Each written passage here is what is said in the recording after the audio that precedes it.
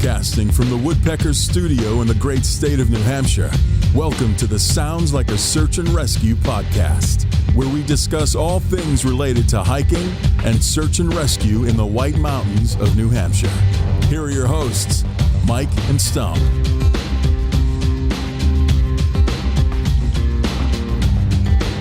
All right, Carter, so you said you're 9 years old? 10. 10 years old? Okay. And then just for the audience's sake, we'll introduce you officially in a little while, but obviously we know you like hiking. Is there do you do any other sports? I do wrestling, I do basketball. I snowboard. And skiing. Yeah. Cool. Skiing.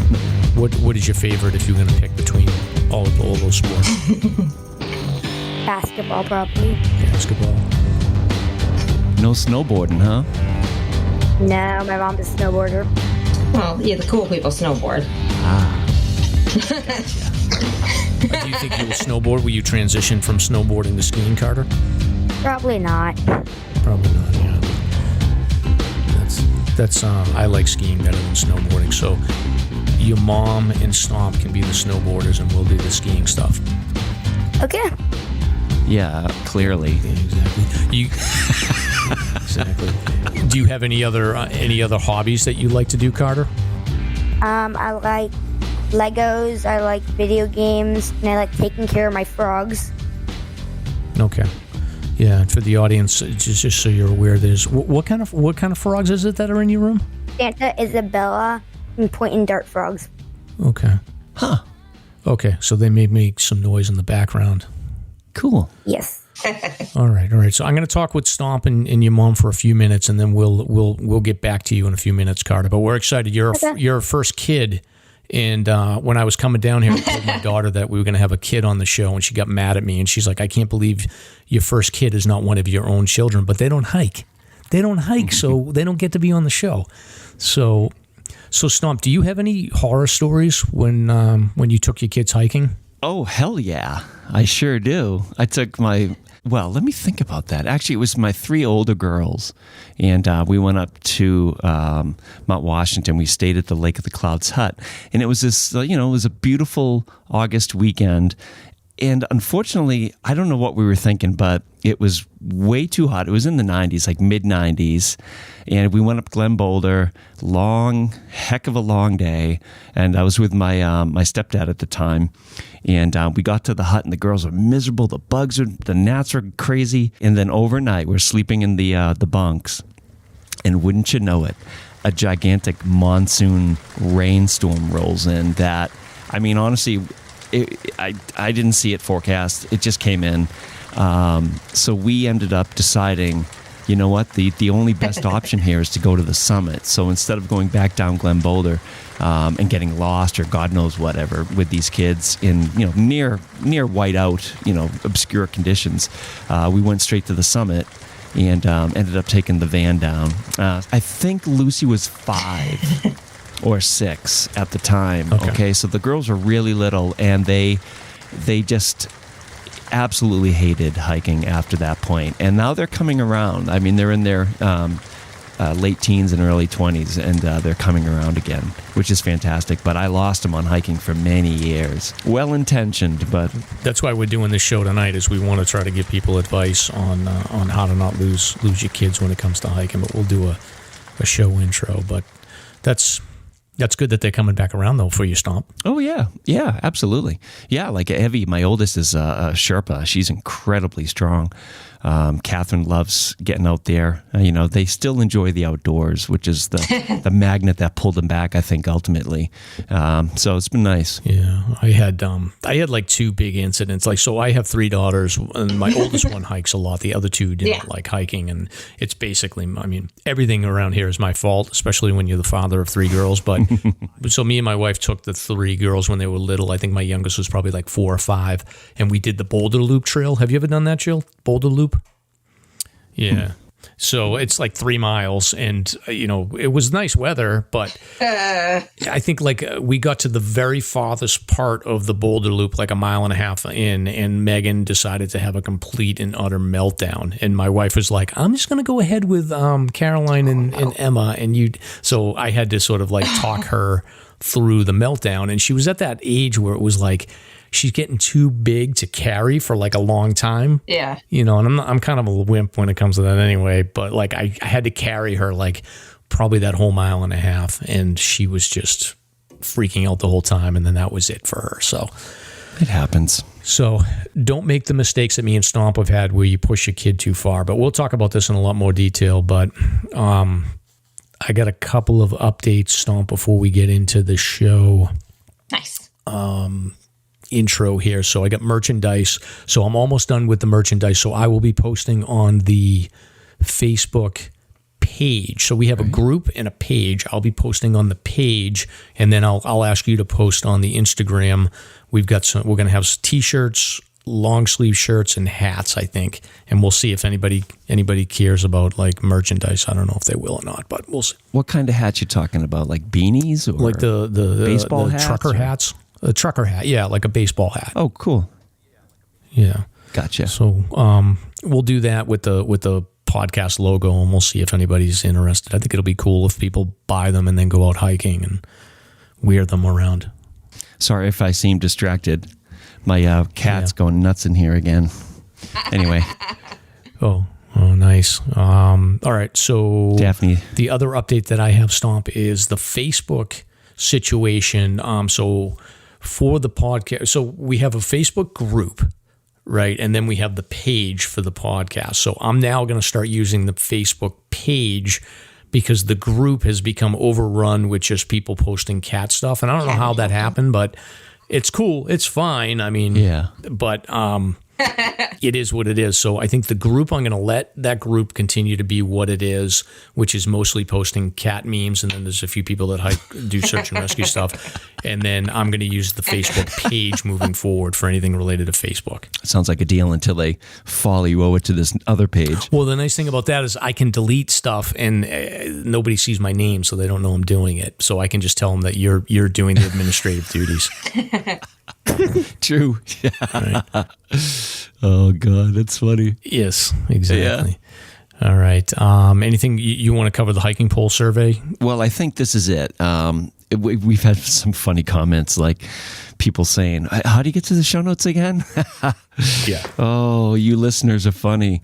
So yeah, we're gonna pull the plug on the hiking survey, because if you haven't done it by now, give me a break.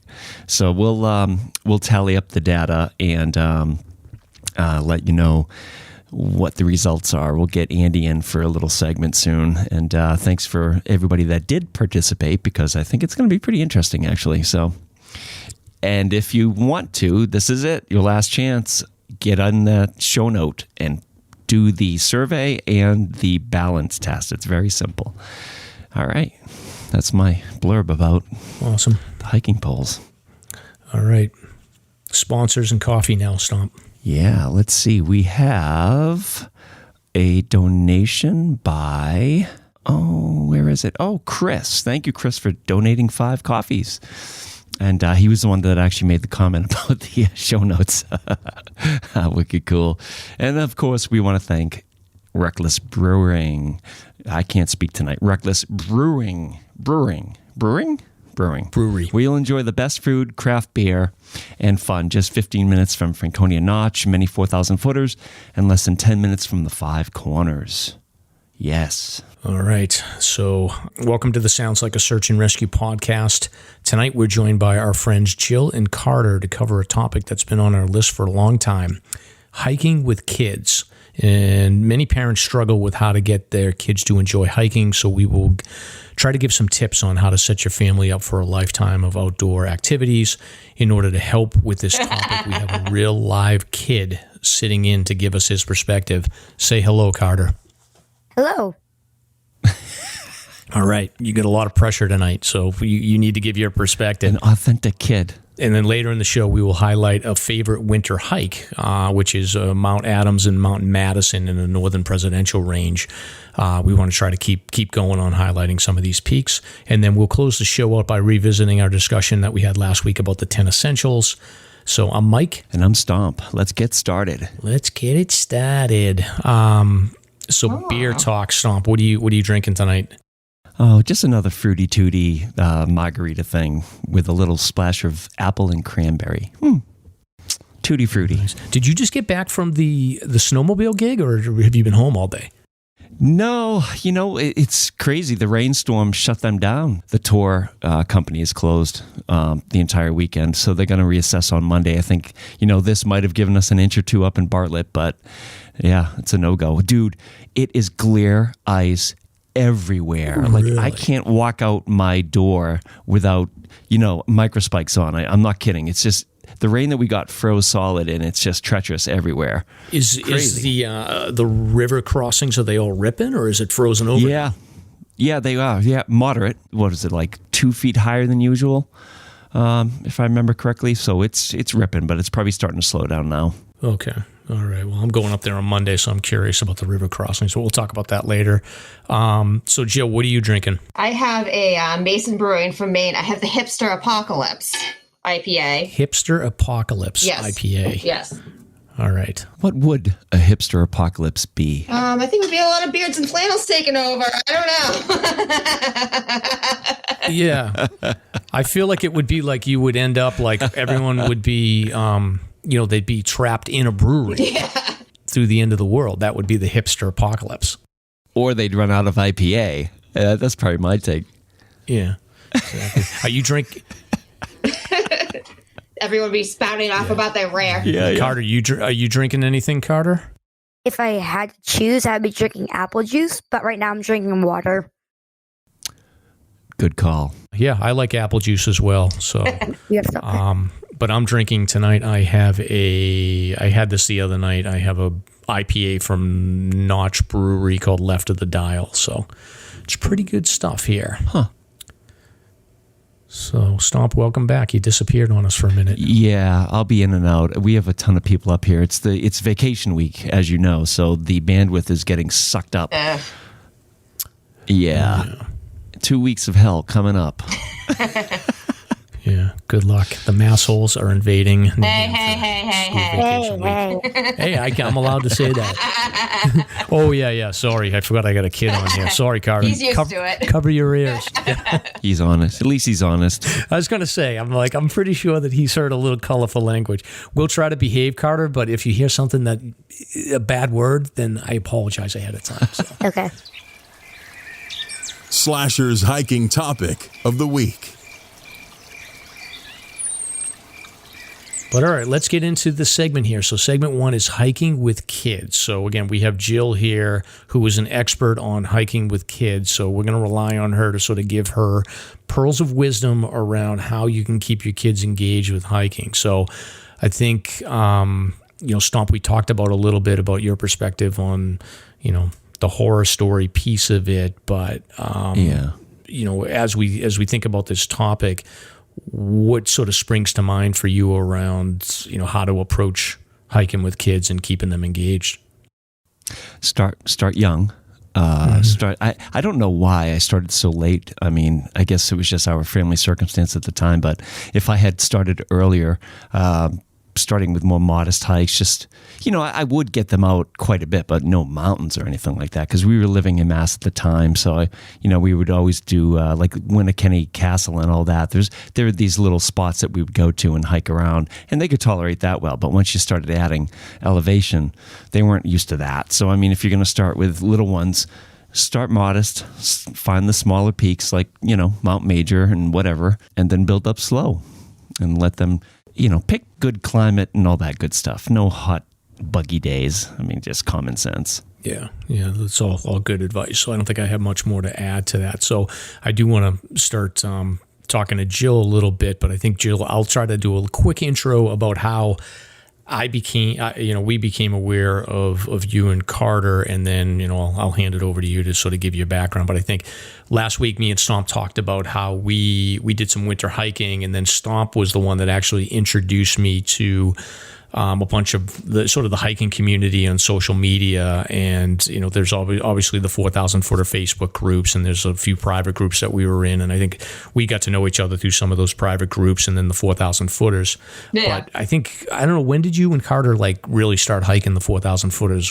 What year was it? He was 4 years old when we did our first one. So that would be 2015. Got it. So you were posting your hikes on like the 4,000 footer groups and I was, yeah. So talking about, so for me, you were the first. I mean, there was a couple of other people that had kids that were hiking, and I know I was aware of like Trish and her daughters had done some of the hikes, but I think you were the first one that I became aware of where you were really sort of, I don't think you were beating any speed records, but you were plugging away at the 4,000 footers. And, Carter, how old were you? 4 or 5 when you started hiking? So that sort of stuck to me as like, wow, that's probably the youngest people that I've seen hiking. So, we've always stayed in touch, and, we see each other on social media. So I wanted to have you come on for this topic because I think you were pretty open, I think, from my perspective around posting the details about the good, bad, and ugly, and you definitely never made it seem like it was easy or that every hike was like rainbows and unicorns, which I think a lot of people tend to try to play that up. So I wanted to get you on to give us the real deal here. So why don't you start off? Can you just sort of introduce yourself and talk about your background in hiking before you and Carter started? So when I was a kid, like probably a little bit younger than Carter, I with my 2 sisters, I have 2 younger sisters, and my parents, and we went up to the White Mountains. I don't think we really, we hiked Monadnock, we hiked Morgan and Percival, some of the litter ones, but then we just jumped right into 4,000 footers. And I was like Carter, where I was a speed demon. So I was running up the mountains, leaving everyone in the dust. My dad would go, and my mom and my sisters were miserable. But we did a bunch of that.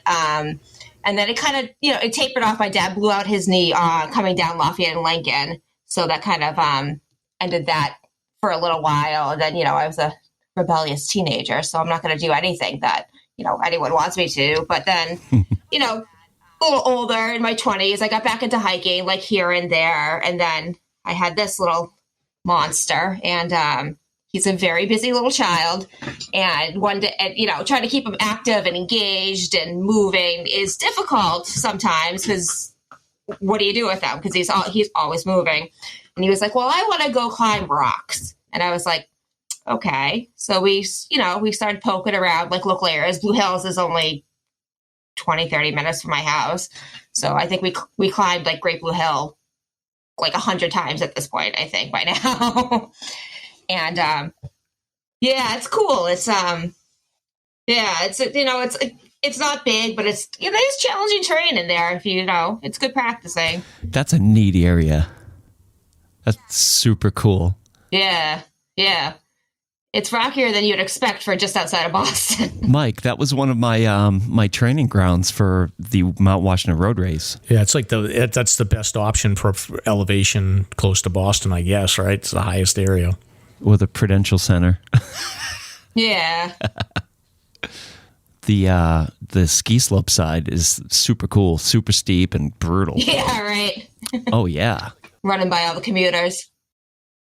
So Carter, you had a lot of energy when you were a kid. So you sort of tested him out in Blue Hills. And at what point were you like, yeah, let's try this New Hampshire stuff? Well, he got a little bored with Blue Hill, going to Blue Hills all the time. So I was like, and I did a little, and he's pretty goal oriented. So, I did a little research on the tower list and the Belk naps and all of those. So I was like, you know what? We can go get patches.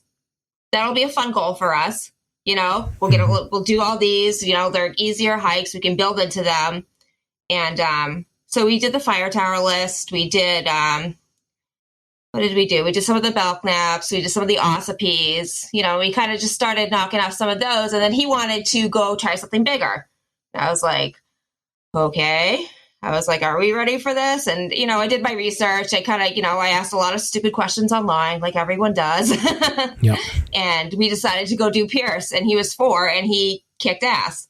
I mean, he was up there, we had one little mini meltdown, probably halfway up, and got over it, took a break. He was tired, but once we got up above tree line, end of it, he was psyched, just psyched. It was so cool, like seeing his face, seeing Mount Washington for the first time, like that close, it was really cool to see.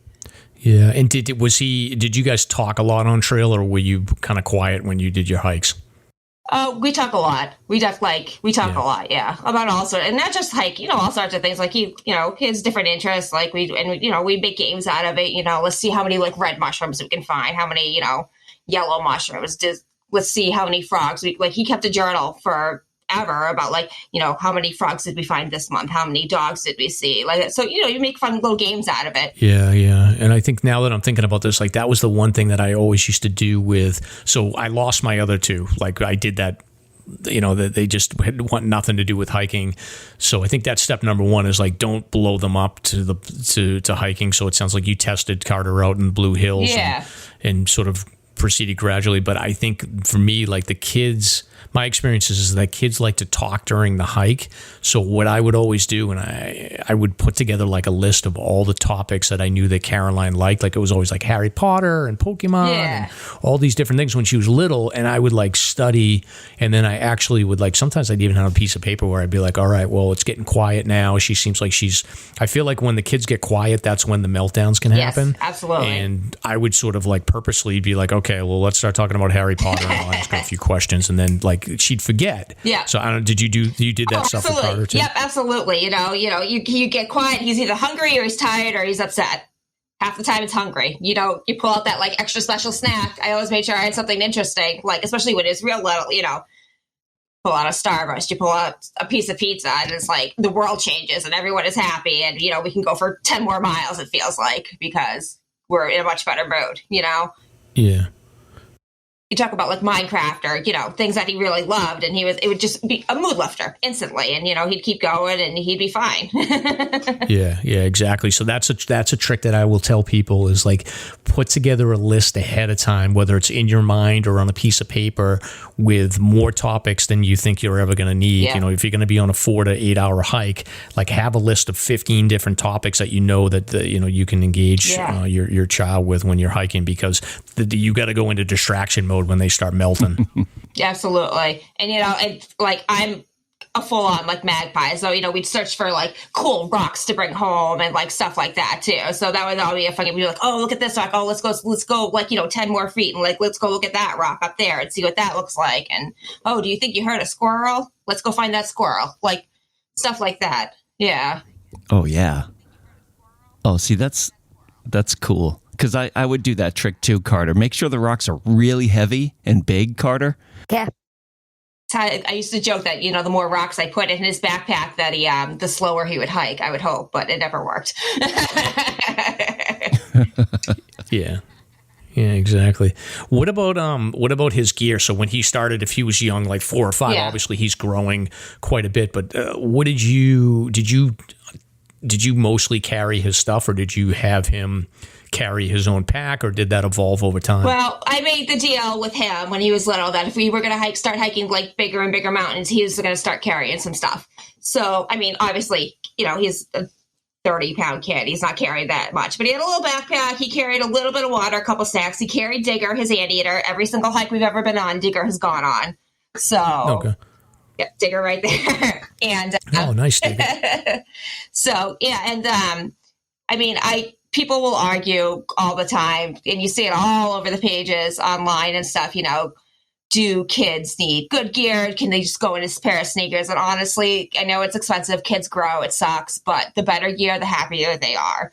Like whether you buy it used, you beg, borrow, steal from like your friends who have kids, buy online on like resale groups. The better gear you have, the easier it is, honestly. Yeah. And for the most part, like I notice, and maybe I'm wrong about this, and I know you definitely hiked with people occasionally. Yeah. But for the most part, it's just you and Carter for most of the hikes. Like, absolutely.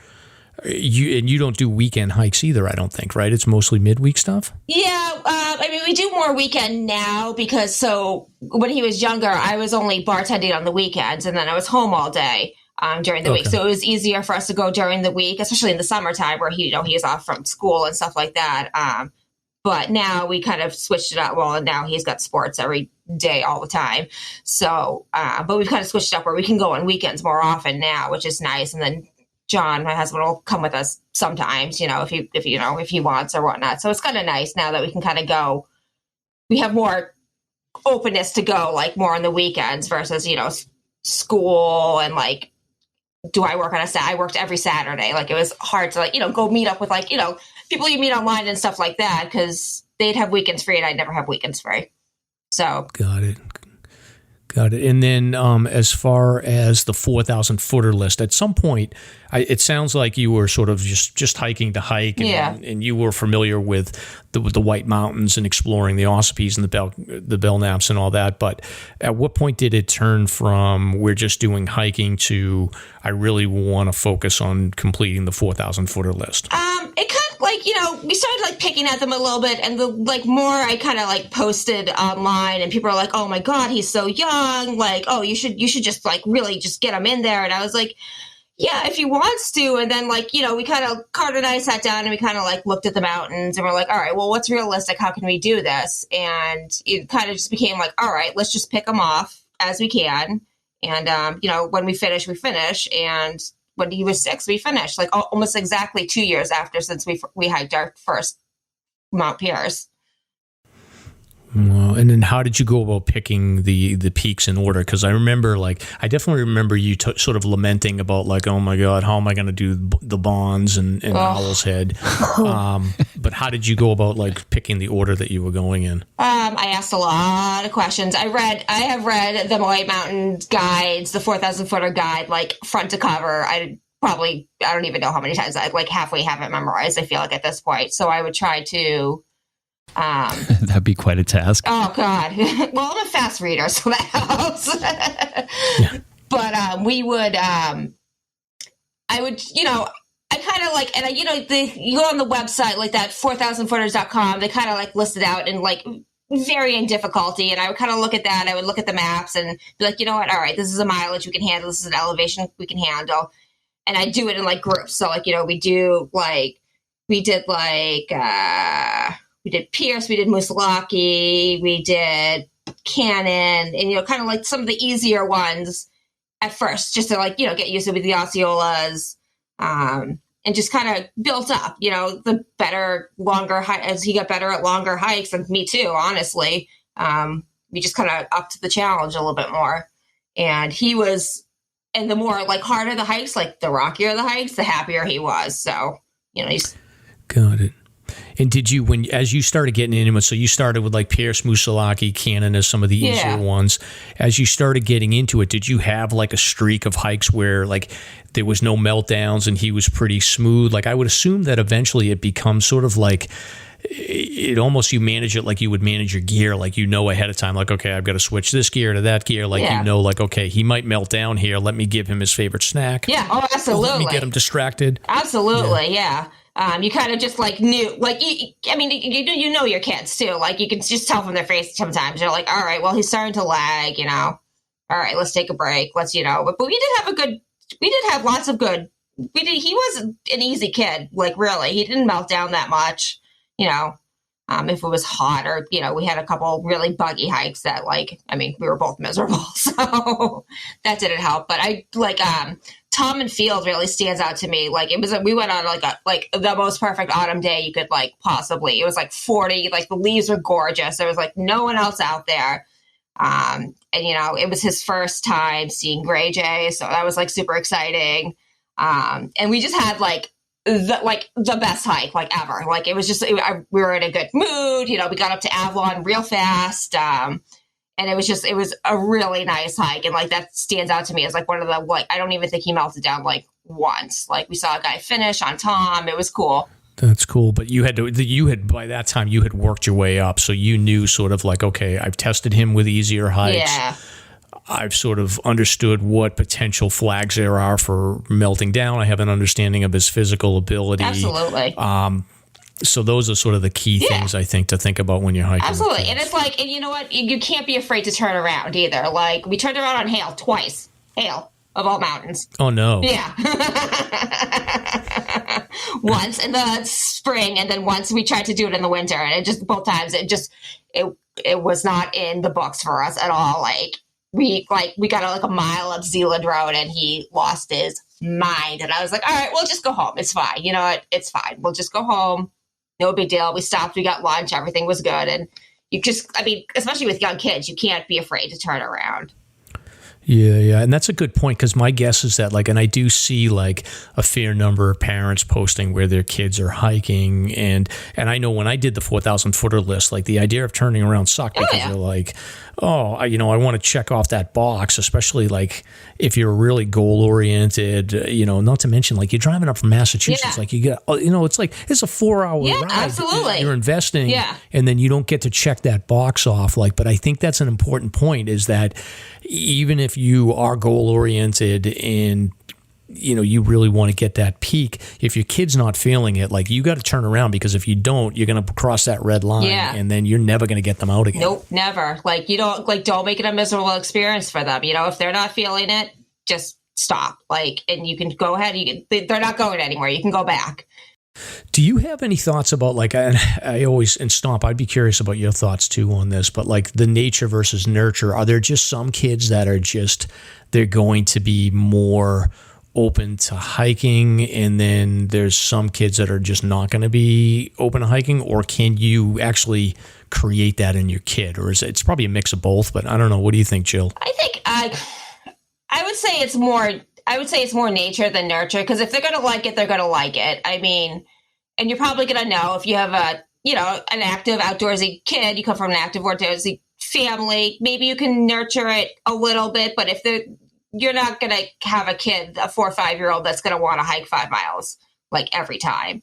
And you can nurture from that. If they want to go out and walk on a trail for 2 miles, cool. Next week you do 3 miles, and you go from there. But not every kid is going to want to go out there and hike for miles and miles and miles and be perfectly happy the entire time. Some kids, they want to play soccer. They don't want to, they want to hang out with their friends. They don't want to, go out and that's a good way to put it. Yeah.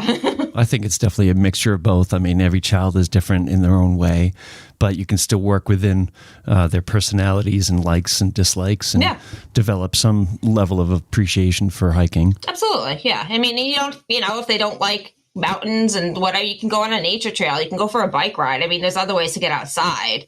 It's not just, but I think for hiking specifically, it's more of a nature thing. And then you nurture it to, make it more fun or enjoyable and see different things. Yeah, that makes sense. As far as the sort of the key thing that stands out to me from this conversation that the audience would probably want to think about is, it sounds like, and I hadn't thought about this until now that we're talking about it, but it sounds much like when you're trying to get that sort of sixth sense developed around safety on the trail, you also as a parent need to get that sixth sense developed on when your kid is not feeling it, and either take steps, whether it's food or drink or distraction with conversations or just a rest, whatever it takes. You have to be ahead of that. You can't let it hit and then deal with the meltdown. And if you do, you got to be willing to very quickly just sort of pull the plug on it, I think. Yeah. Oh, absolutely. Yeah. No, you do. And with Carter specifically, it took me a while to figure it out. Even still now, sometimes it's hard to figure out. He has ADHD. So that attention sometimes is not always there too. So his mood can switch quickly sometimes. So it's learning to figure that out too, on top of everything else it's tough sometimes, but I think we do a pretty good job of managing it, especially out, you're 5 miles out of the woods. What are you going to do? You're going to figure it out one way or another, Yeah, exactly. So those, so the big hikes, and I remember vividly, you posting about I did this hike and now the list is getting shorter and I got to figure out what we're going to do for the bonds. Yeah. So can you talk a little bit about I'm assuming the bonds, I'm assuming Owl's Head, maybe Gale Head, Carrigain. I don't know what other peaks would be really tough, but how did you approach those long hikes? Well, the bonds was fairly easy to approach because we just stayed halfway through. stayed overnight. So we just kind of broke it up into 2 days. So that was easier. We did Galehead with the twins. So we just, we did that big, like, kind of half circle loop. And I don't remember, the water crossings were challenging as heck. But it wasn't that. Owl's Head was tough. Just lengthwise. Like, Owl's Head was a tough one. It was all, I think we left at like 7 and we didn't get back to the car until like 7. It was a long day. And Lincoln Woods is just mind numbing, like, especially at the end. For everyone. Did you guys start getting recognized by people? Because there's not that many little kids. We did, and it's terrible because like people are like, oh my God, it's you, and I'd be like, I don't know who you are. Yeah. And they're like, oh, we talk online all the time. I'm like, cool. But yeah, no, we definitely did. Like, and then it would be funny because like, especially where like you intersect, like at the huts, or like you intersect with the AT a lot, like all the thru hikers were like fascinated with him. They were just like, how old are you? They're like, who? There's pictures from like, I'm sure, like he took a huge group photo on top of Adams somewhere with like 30 hikers. That's floating around somewhere, I'm sure. I wish I got cool. someone's name to like take a pic, but they were just fascinated with him. That was also the hike we ran into a naked man. But whoops. Yeah. Me and Stomp, we've talked about naked hikers before, so that happens. What about like safety stuff? Like, did you have any close calls, any injuries, any crazy weather stories, any moments where you were like, I may have to hit 911? Not really. Weather-wise, but we did Zealand. So when we did Zealand, we hadn't bit the bullet and bought one of those Garmins yet. We were just kind of, praying by the cell phone service there, but we got caught in like a nasty rainstorm coming down. So it took a lot longer coming down. And then John was like super worried. It ended up being like a 12-hour like hike. Just it was slippery. It was pouring rain. We couldn't see anything. It was thundering. It sucked. So by the time I got like back in the car, back to service, he was like ready to call like 911 because he was like, where the hell are you? Like whatever. So like after that, we bought a Garmin. So like he could like, see where we were and stuff like that. Never had any real injuries. He froze up on the tri-slides though, which made me super nervous because he usually didn't. But like that last like real steep section that I think everyone like talks about, we kind of like, and I had learned at that point to kind of let him choose like which way to go because it was a lot easier than trying to like manage and be like, no, you should go this way. He was a lot better at picking out like his own route, like what he thought was manageable for him. So he was kind of like to the side of me and he froze and I was like, fuck.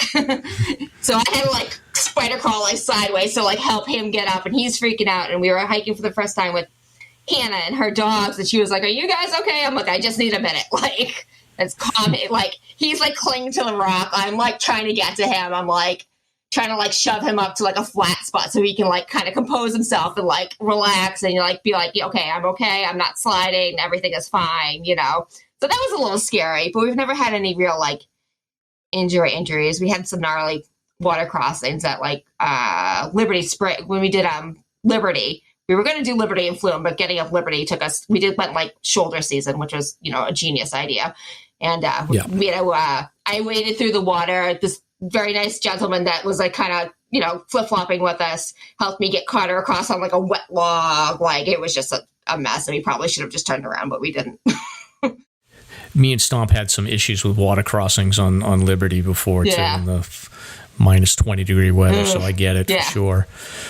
All right, so I do want to move on I want to talk to Carter a little bit in a minute, but I guess Jill, like you already mentioned a little bit of these, but like if you were going to look at like doing the 4,000 footer, like what are the starter hikes from your perspective? I would say Pierce's. I will always say Osceola. If you don't go from Greeley Ponds, is probably the easiest out of all of them, in my opinion. Yep. I think we flew up that in no time.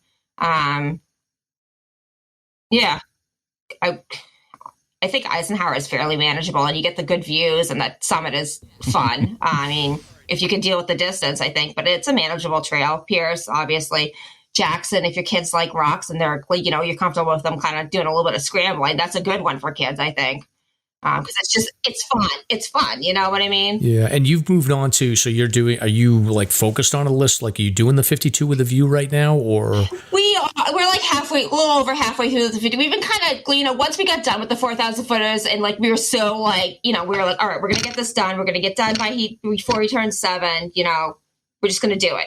And then like, after that, I was like, you know what? I don't want to deal with lists for a little bit. And then he was like, well, what list are we doing next? I was like, all right. So we've been picking away at the 52 with a view. We've been picking away at we've been picking away at the 100 highest, because why not? We did the peak above the Nubble this summer, which was fun.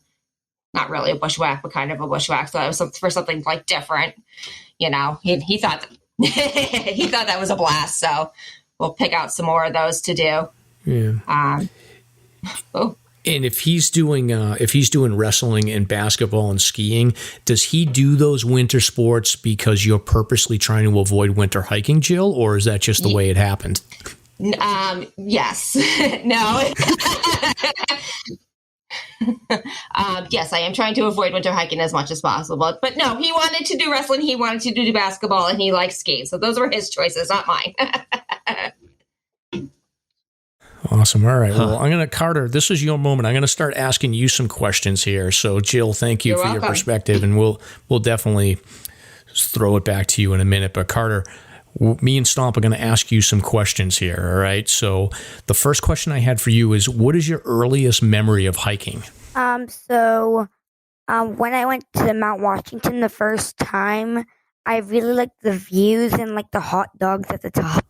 Nice. Yeah, I love the hot dogs too. So when you get up there, you get a hot dog and a Coke and some chips, and then you feel like you can hike the rest of the way, no problem, right? Not the Coke, but the rest. Okay, well, I like the Coke, so you can have apple juice. Yes. You guys must have loved Cannon. Yeah. Yeah, that's awesome. Another snack bar up right? there. Yeah, and Carter, in your opinion, what were some of the things that your mom did to keep hiking enjoyable for you? She had brought fun snacks, and let me bring Digger. Oh, she brought Digger, the stuffed animal. Yes. Very cool. What about, what advice do you have for some other kids that are just getting into hiking? What would you tell them? Start easy. Work your way up.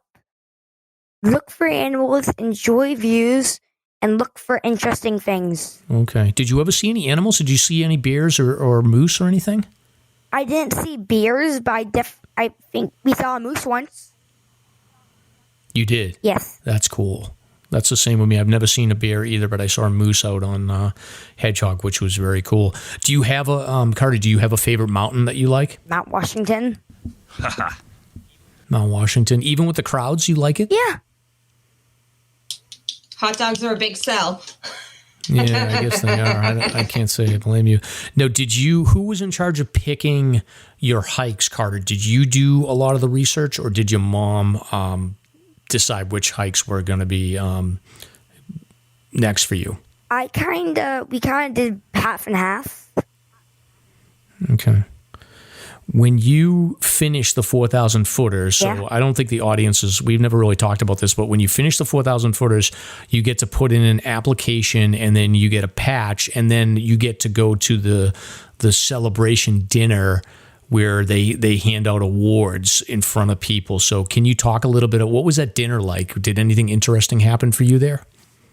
That was such a long time ago, I don't actually remember. You don't remember? Did he got a pretty big round of ovations? He got like a standing ovation at the end. Yeah, he was running around giving everyone high fives. It was funny. Wow. We got a good video of it. What is your?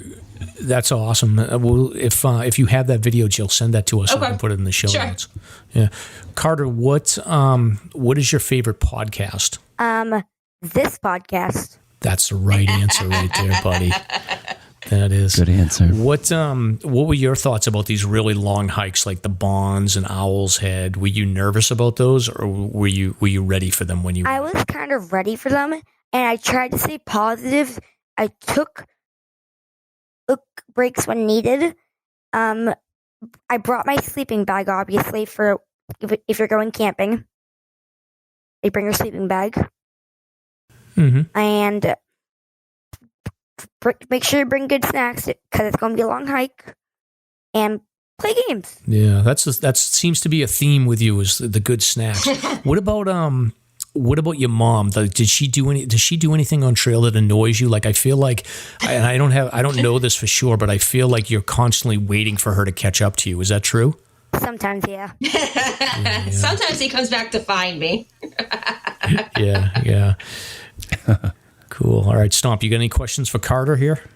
Well, yeah, you stole my thunder because I love the fun snack thing. It's like, Carter, do you think that adults deserve fun snacks too? Yes, absolutely. Okay, so what is a fun snack? I need to know. Like pizza, hot dogs. Oh. We went through a pickle period where we brought pickles. Yes. Oh, pickles. Yeah, well, the adults have tapped into the pickle thing recently, so... Yeah, okay. Adults like pickles. Excellent. Cool, thanks. I'm going to start packing some pizza. Yeah. Okay. Oh, you know what else I wanted to ask you, Carter? Yes. And Jill, you can chime in on this. So, rumor has it your mom is like a animal freak. She loves dogs and stuff. Yeah. You never took dogs on your hikes, though, did you? We sometimes did on the short ones. The short ones. Yeah. But you never the 4,000 footers? Not really. Vader went up Cabot with us, but he's not the nicest dog, so I had to be like real picky about where I took him. But Got it. but we took. So it wasn't that they're not capable; it's just they're not super. Yeah, like one of friendly on trail. Yeah, the older one would have been capable if she was younger, but by the time we started hiking, she was a little old and beat up joints, and the other one's kind of a dink. So, but we hiked with Hannah and her dogs, so that was we kind of made up for it by substituting other people's dogs. Yes, Titus. Nice shout out to Hannah and Titus. So then, Jill, if I'm going to summarize this, then it sounds like the roadmap for making sure that you have a successful hiking child or a relationship with your child when you're hiking is there's a little bit of a sort of a like natural inclination. You need to spot that first of all. Yeah. You can't force it. Then you need to sort of start locally. Don't push them too hard. Don't go any distance or elevation that you think that they can't handle.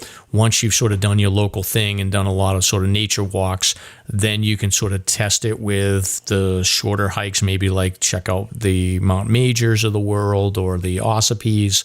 And then when you do start the 4,000 footers, Pierce, Cannon, Musalaki, and then the key here sounds like you have to have an arsenal of snacks. You've got to have your topics of conversation.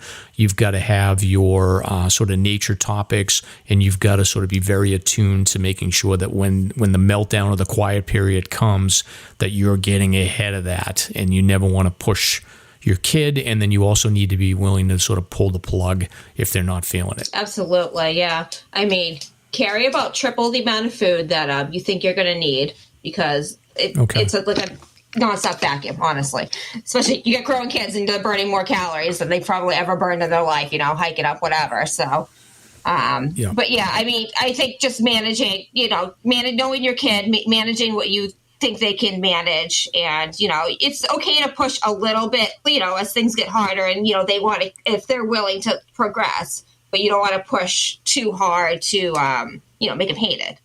And I think that's the big takeaway. People will post stuff online all the time. They're like, oh, my kid did this, but I feel like you're posting all the good and like no one wants to hear about the bad. And there's bad, there's tears. There's going to be tears. They're kids. I mean, it's life. It happens. Yeah. And I definitely, that's the thing that always stood out to me about you is that you sort of gave the straight picture and it wasn't all, perfect. And, you get obviously great pictures and whatnot, but it was the sort of the good, bad, and ugly. Yeah. So, I mean, we were miserable when we hiked Isolation. I never want to see that mountain again. It's beautiful up top, but I never want to hike it again. Yeah. That's a long one. So Stomp, anything else? Funny. Yeah, I just wanted to mention that we're talking more for the older kids in the group here, but there are plenty of folks that have infants, 0 to 12 months. That there's a ton of information and resources out there for you to get started if you have a baby. When it comes to packing, apparently like a baby. A newborn can't be in a backpack, so it has to be in a sling in the front for a good 6 months or so. Yeah. A couple tips with young ones like that. Get your child used to the carrier before you hit the trail. Pick nap time, which is pretty interesting, so that they fall asleep. Yeah. At times. We saw lots of sleeping babies.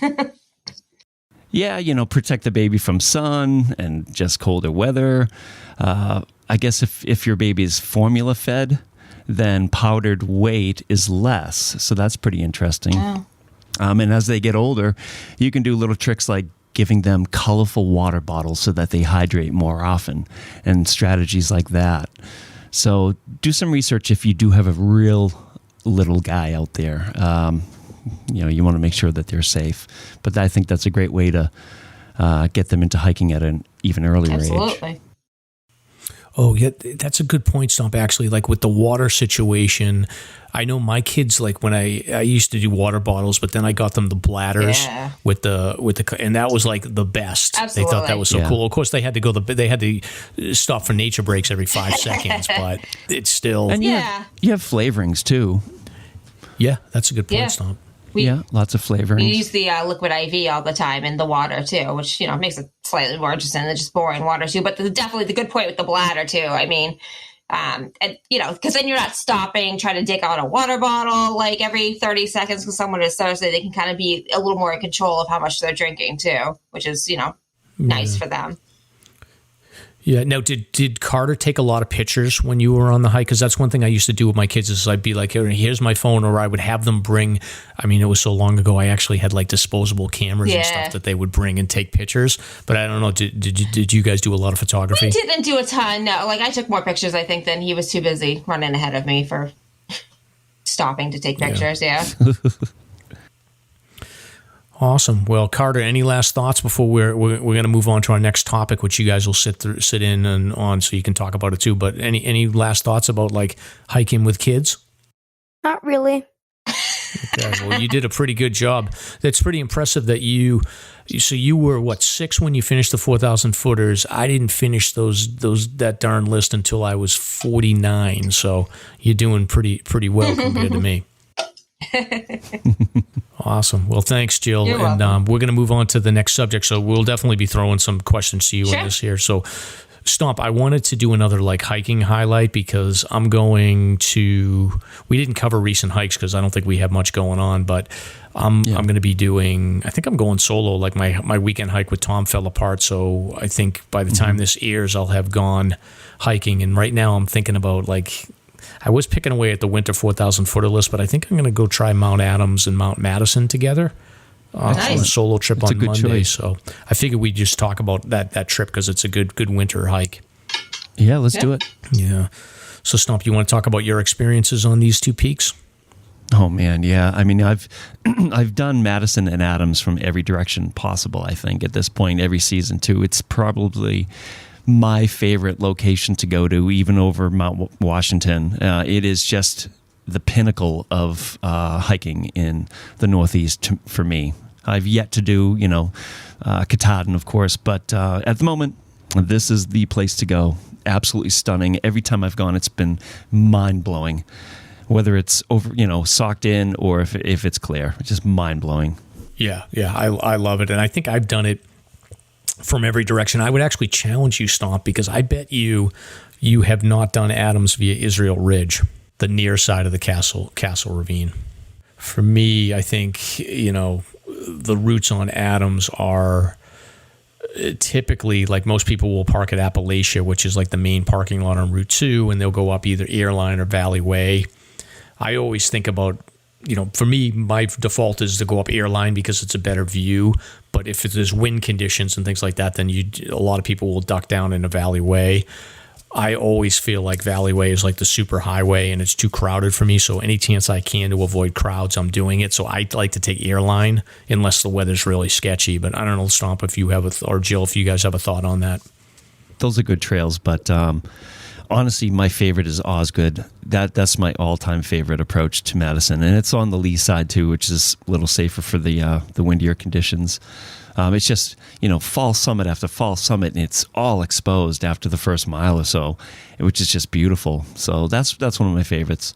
Yeah. I mean, when we did it, so we went out with the idea of we were going to do Madison, and then we were going to maybe do Adams, maybe not do Adams, like depending on how long Madison took. So we just went up Valley Way, got to the hot dropper stuff, went up to Madison in pretty quick. So we went over to Adams from Madison and down Airline, which was a little bit different than everyone else does it, but I hadn't necessarily planned on doing both of them, but we did. I thought going from Madison to Adams was going to kill me, but we did it.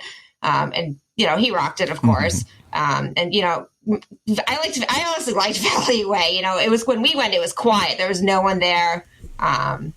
We picked up about 20 turkey feathers on the way, which was, fun for him, as a little kid. But, we met, there was a couple, there was that big group of AT hikers, like I said before, there was a big group of AT hikers that were, trying to knock off the 48 while they were kind of in the area. So that was fun. We saw a man with no clothes on coming up Airline, which was interesting.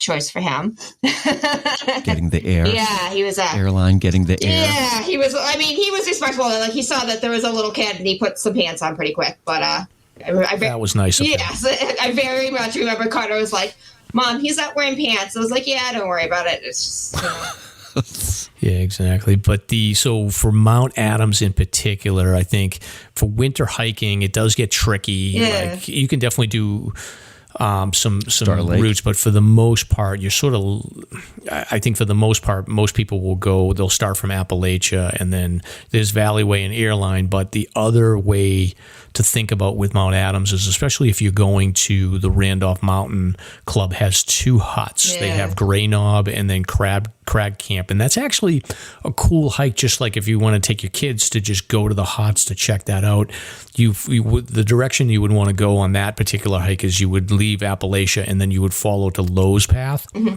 And then go up Lowe's Path, and that's going to take you to Gray Knob, which is a cabin that actually has a stove in it, and it's first come, first serve. I don't know what the situation is with COVID, how if they're limiting the amount of people that can sleep up there. First time I went and I slept over, there was like 40 people, and there was crazy.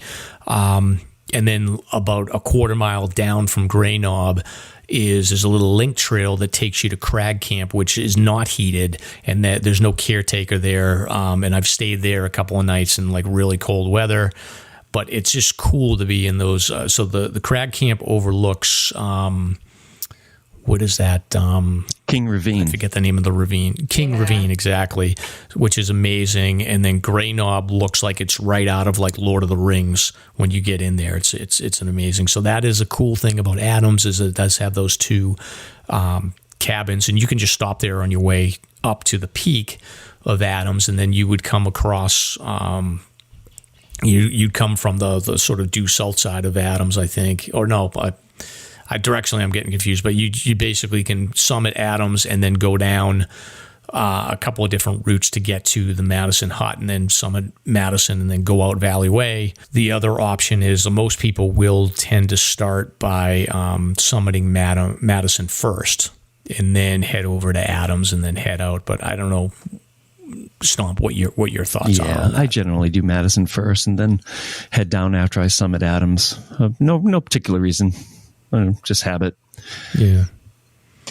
Yeah, exactly. And that's mostly the winter. Like when it comes to summer, there's like a million different routes in that area. But Stomp, what about like some lesser traveled ways? So as you talked about the Osgood Trail, what else? What other directions would you hit this from? Well, I mean, for winter, I'm not entirely sure about King Ravine, but in warmer weather, King Ravine to the Gulf Side Trail is amazing. You get to go through Subway and then up the summit. That's a neat way. This time of the year, you'd have to check to see if it's broken out, but Buttress Trail from the Great Gulf is a beautiful trail too. It takes you to the Star Lake side, which, would give you an option to either go up to the summit of Adams via Star Lake, or you could head over to Madison. I think if you're people phobic like me, those are some good options, just to avoid the folks. Subway's been on my bucket list for some time. Oh, yeah. It's excellent. Subway's nice. I did that this summer when I was finishing up the Terrifying 25. Maybe it was 2 summers ago. I can't remember. But that whole area there is just amazing. The King Ravine Trail is just awesome in the summertime. Yeah. But I don't know. I think I would assume, I know Jeff Rogers and his friend like climbed that and skied down it, but I would assume that is like an ice climbing, mountaineering route in the winter. But for most people, if you're going to do the winter, I think, like Stomp said, Madison goes first. You can hit it from the Great Gulf and go up Osgood, but most people will hit it from Valley Way and Earline, and then when you're coming from, assuming that you do Madison first, then you would come back down to Madison Hut, and from there you've got really 2 options to make your way up to the peak of Adams. You can either make your way over towards the Gulf Side Trail and then reconnect with Earline, which is sort of like the northern approach. And then what a lot of people do, and what I've done a couple of times, which I think is really enjoyable, is taking the Star Lake Trail, and that sort of brings you around from the southern approach. The only risk with the Star Lake Trail is that there is a snowfield there that gets a little bit sketchy in the winter. Gotcha. Do you know anything about Pine Link and Hauker Ridge? I've not done that approach to Madison. And that's like the northeast side, I guess. Yeah, the only thing I have to do that because I think I've mostly redlined most of this area, but the only thing I'm aware of is like I've done Pine Mountain, and I know where the trailhead is for Pine Link, but there's also Watson Path as well that a lot of people take, and I've heard people talk about like Pine Link and Hawker Ridge as good alternatives in the summertime because, like I said, there's like an army of people that march up Valley Way, and a lot of people don't even know that you can approach from Pine Link or Hawker Ridge Trail. Yeah. So those are good options to avoid the crowds. Got it. So yeah, it's good stuff. Did I ever tell you the story about Nick Rillo and myself? We had a plan to do a Northern Prezi. No. Do you know this story? Oh, dude, it was like midwinter. So no, I don't think this is probably Stomp's closest call to a rescue, I think. No, seriously, it's like we had great weather and it was midwinter, so we get up to the famous sign at the top of Earline or Valley Way, whichever it is, about the worst weather, and turn back now. And we took the shortcut to the hut as opposed to going straight ahead to the Gulf Side Trail. We were going to do Madison first, and we got bogged down in shoulder deep snow for about 45 minutes. Just post hole after post hole after post hole. And it's a moment of divine providence because we got to Madison and the whole morning we're looking west and we see this massive black wall of, high pressure and low pressure, just this massive black beast that's just sitting there waiting to develop and devour us. So because of that 45 minutes, we get up to Adams and it whacked us like there was no tomorrow, frozen goggles. We could barely see getting down. So we bailed out down Valley. But had that 45 minutes not happened, we would have been well on our way to like the next mountain on like Jefferson, I suppose. So it's a really interesting story, man. But Nick and I talk about it all the time. Close call for sure. See, this is why driving your kids to sports in the winter is much more ideal. Yeah, exactly. You got the good situation, but it is Stomp. It's a good point because especially with Madison, Adams, Washington, Jefferson, those northern presidentials, I always, my tolerance for risk is pretty high when I know that I've got visibility. Like the cold weather and the wind, I'm not as concerned about. You do want to be concerned about it. But if you have visibility, if you don't have visibility, it's terrifying on those peaks. You do not mess around at all. So, I mean, I'm looking at the Monday's forecast right now, and it says it's going to be clear in the morning. So I think I got to tell you, Mike. I mean, this morning was not forecast to be a bad day. It was supposed to be steady and stable all day, and this monster just rolled in on us. It was crazy. We should get Nick in to talk about it because, it was just such a weird day. Yeah, you just never know. But I think, Adams and Madison, they're amazing hikes in the winter. Yeah. They're amazing hikes in the summer. But you just got to keep an eye on the weather and realize that like you get a little bit of a heightened elevation of risk when you're going into that area. Yeah, just the exposure alone. Oh yeah. Yep. Yeah, exactly. So, anything else on Adams or Madison that we want to talk about? No, just that the hut's really handy, for the transition out of tree line to the more exposed area. You can hide behind the hut and get dressed and get ready for the summits. That's good to know. I would say the only other thing that I would call out is that, in my opinion, in the White Mountains, whether it's winter or summer, for me, the best photo location in the Whites is on the far side of Star Lake, looking towards Mount Madison. And it's like Madison looks almost like a perfect pyramid with Star Lake like sort of right in front of it. Mm-hmm. And I think if you have the option, a matter of fact, I'm looking at the picture of it right now. If you have the option to take that Star Lake versus just cutting over to the Great Gulf, I would say take the Star Lake and get that photo. Yeah, and there's a great boulder there too by Star Lake that you can have lunch at, somewhat out of the wind. It's just such a great, beautiful area. Yeah. And then the spring, man, those snowfields on the backside of Adams as you're approaching on the Star Lake Trail, those are epic.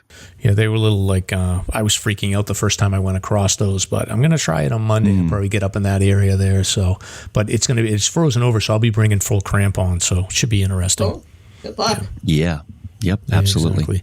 All right, so let's move on to our final segment here, which is sort of, usually we do like recent search and rescue news, Carter, and a lot of times like we'll do stories about people that get in trouble, but no one's getting in trouble right now. So I've got just two or three updates here. So one is, remember we talked about the 10 essentials last week, and we had that guy that was the research that was like, maybe they're not all critical or whatever, and we kind of just reemphasized that I wouldn't take that article with a lot of seriousness. But the Fish and Game Department, they put out a sort of an alert to exercise caution and be prepared, aware, and responsible when exploring this winter. And they just sort of reiterated that the 10 essentials should be brought for everybody that's out there. Yeah, absolutely. That article caused quite a stir.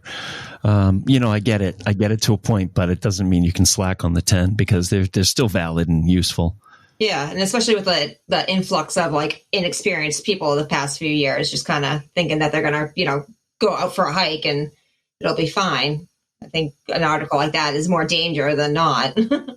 Yeah, it reminds me of the physical therapy conundrum, because I think we talked to Andy Cannon about this. Like if you give somebody too many exercises, and I think he said it was 4, I said it was 6, then they're not going to do them. So I think like 10, like what if you added 5 more things? People are going to be like, screw that. I'm not carrying all that. Yeah, exactly. And what I always say too is, like, from my perspective, if you're an experienced hiker, the chance of you needing like a lot of the 10 essentials to sort of bail yourself out is like, maybe you might need them, but a lot of times you won't. But if you run across somebody on trail that doesn't have this stuff, having it with you, it could save somebody's life, or it could buy enough time for a rescue to happen. So it's better to just have this stuff and train yourself to be able to carry the weight versus like trying to go fast and light without any of this info, without any of these tools. No, absolutely. And I think of when we went up Tuckerman, we came across a guy who was not super prepared. He had drank he drank all his water. He had no food. And I was comfortable enough where I gave him a bunch of my water. I carry those little like electrolyte pills. I gave him a bunch of food, and he had a friend with him, and he seemed stable enough, and they were calling someone to come, help them get down and whatnot. But it was nice to be able to, help him out a little bit, to, get him a little better hydrated and feeling better before, that someone showed up to like be able to help get him down versus. Yeah. All right. So I think, the 10 essentials, carry them with you. I'll post it up on the show notes again as a reminder, and stay safe out there. And then the last one here. So our friend George that we had on, it's funny, like I focus on like the search and rescue news, and he's very involved in sort of like the ice fishing and fishing news and sort of the water safety. And he's been sending me a couple of heads ups about like ice safety and there was like he sent a couple of articles, and the Fish and Game Department just put out a caution for ice conditions because it's been so warm. And there was I saw a post like right before I logged in to do the podcast, and it was like 2 or 3 cars on Winnipesaukee that went right in the water. So I think if you're going to be on the ice right now, just be careful. I have no idea what the rules are about safety on ice. I just my rule is that I don't go on ice, and I certainly don't take a car on there. But just be careful out there. And I don't know, Stump, do you have any experience on like ice fishing or going on frozen lakes? No, none whatsoever. Just snowshoeing over frozen lakes, but that's a whole different ball game.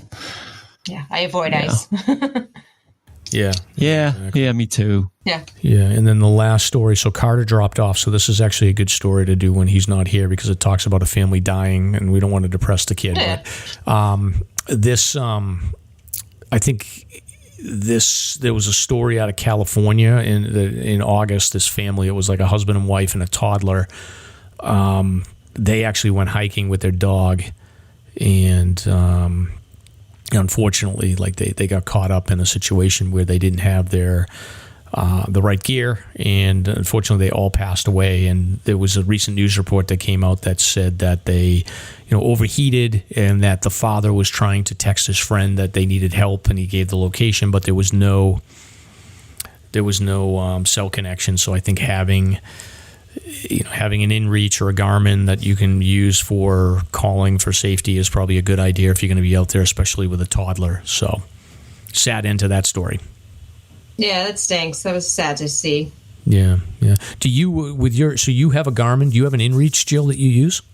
I do have it in reach, yeah. Yeah, and then that can tell, that sort of, you can ping and your husband can look to see where you are. Exactly, yeah. So he can look and see where we are, and then, like, if I don't have cell service, I can, let him know what's going on, or if we're, like, delayed, or, I try to tell him if we've, hit the summit or whatnot, just so he has a kind of an idea of where we are.